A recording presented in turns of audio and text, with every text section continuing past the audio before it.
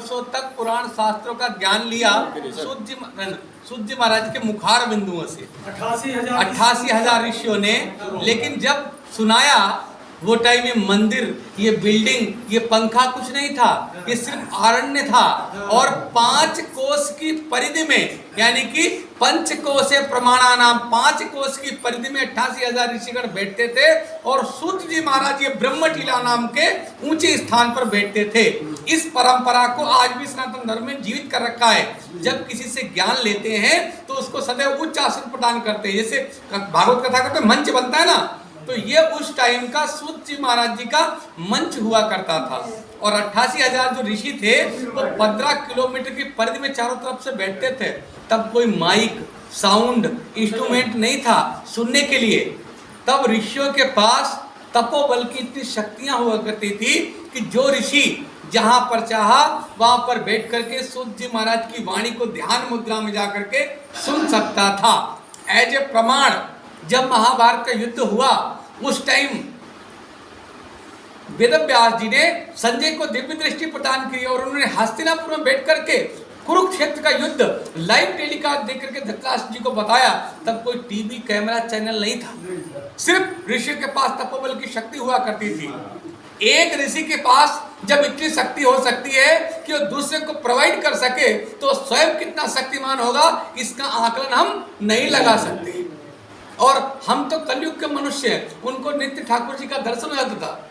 जिन सूत जी की कथा सुनने के लिए बलराम जी का आगमन हो गया तो छोटी बात नहीं है। तो ये वो सूत जी महाराज जी का दर्शन है। पहले आप भगवान को प्रणाम करो, दर्शन करो, प्रेम से बोलो श्री सूत जी महाराज की जय, श्री सत्यनारायण भगवान की जय, श्रीमद् भागवत महापुराण की जय, शौनकादि 88,000 ऋषि मुनियों की जय, श्री नैमिषारण्य धाम की जय। अभी आप सब आज जिस पवित्र स्थान पर दर्शन की भावना से ये नैमिषारण्य आए, ये स्थान श्री सूत जी महाराज जी का पवित्र गद्दी स्थान है। श्रीमद् भागवत महापुराण सहित सभी पुराण और शास्त्रों का उद्गम स्थान है। सत्यनारायण भगवान जी की व्रत कथा शायद सबने अपने अपने घर में सुनी होगी। वो सत्यनारायण भगवान जी की व्रत कथा का ये प्रारंभ स्थान है। अभी दर्शन कीजिए, सामने में राधा रानी, कृष्ण भगवान और बलभद्र जी का दर्शन, बलदाऊ जी का। नीचे में 108 की संख्या में विष्णु शालग्राम जी का दर्शन है, जो कि स्वयं सूत महर्षि के द्वारा पूजित है। नित्य इनका अभिषेक अर्चना विष्णु सहस्त्र नाम होता है। और आज भी आने वाले विष्णु भक्त अपने बच्चों के उज्जवल भविष्य, उनकी जीवन की मंगल कामना को लेकर के उनका नाम गोत्र और उनका जन्म डेट लिखा के वो जन्म डेट के अवसर में भगवान का अभिषेक और विष्णु सहस्त्र नाम कराते हैं। इधर दाहिनी तरफ में श्री सूत जी महाराज जी का विग्रह विराजमान गद्दी स्थान पर, इसी पवित्र स्थली पर विराजित होकर के सूत जी महाराज जी ने शौनकादि 88,000 ऋषि मुनियों को 1000 वर्षों तक अनवरत रूप से समस्त अष्टादश पुराण और 6 शास्त्र भागवत जी की लीला को श्रवण कराया।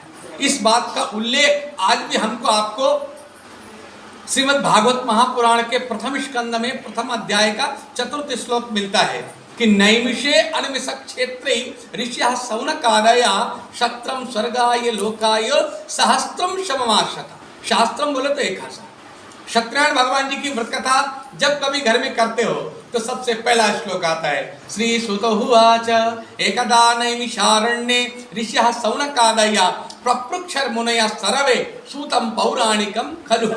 हिंदी में सुन लेते कि एक समय नैमिषारण्य तीर्थ में श्री सूत जी महाराज कहते हैं, शौनकादि 88,000 ऋषियों ने प्रश्न किया कि हे महामुने, वो कौन सा व्रत है अथवा तपस्या है जिसको करने से मनोवांछित फल की प्राप्ति होती है। सुनने को आता है ना, तो ये वो स्थान है और पूरे विश्व में सूत जी महाराज जी का ये एकमात्र स्थान है। इस स्थान के अन्यथा विश्व में कहीं भी दूसरी जगह आपको सूत जी का स्थान नहीं मिलता।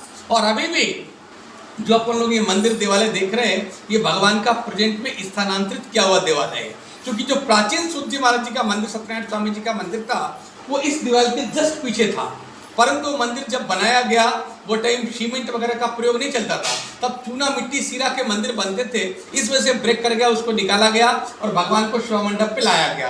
अभी पुनः उसी स्थली पर इस विशाल मंदिर को बनाया जा रहा है। देखिए 7.5 करोड़ रुपए की लागत से तो बिना लौह धातु के मंदिर बन रहा है। इस मंदिर का बिना लौह धातु के बनना, इसका जो पहला चरण है वो पूर्ण कर लिया गया। इस मंदिर के इंजीनियर और अयोध्या में राम मंदिर के इंजीनियर एक ही आदमी है।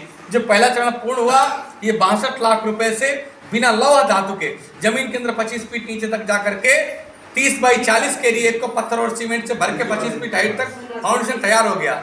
और दूसरा चरण जो है वो मंदिर का ऐसा होना, देखिए ये पहला चरण हरा वाला भाग पूरा हो चुका, दूसरा स्टेप ऐसा होगा, तीसरा स्टेप ऐसा होगा।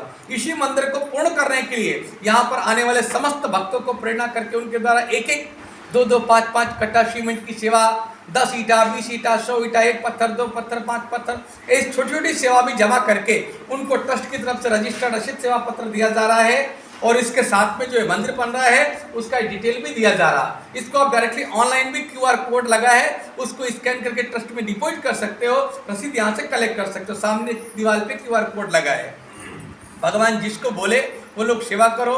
एक बस्ता सीमेंट की सेवा 500 रुपये, एक कट्टा सीमेंट की सेवा 500 रुपये, 10 ईंट की सेवा 101 रुपया, 100 ईंट की सेवा 1001 रुपया, एक पत्थर की सेवा 2500 रुपये, एक गुड़े का एक का। तो ये प्रकार सेवा रहती है। मेरा बताना धर्म है, ना आपसे मांगना और ना आपको बाध्य करना।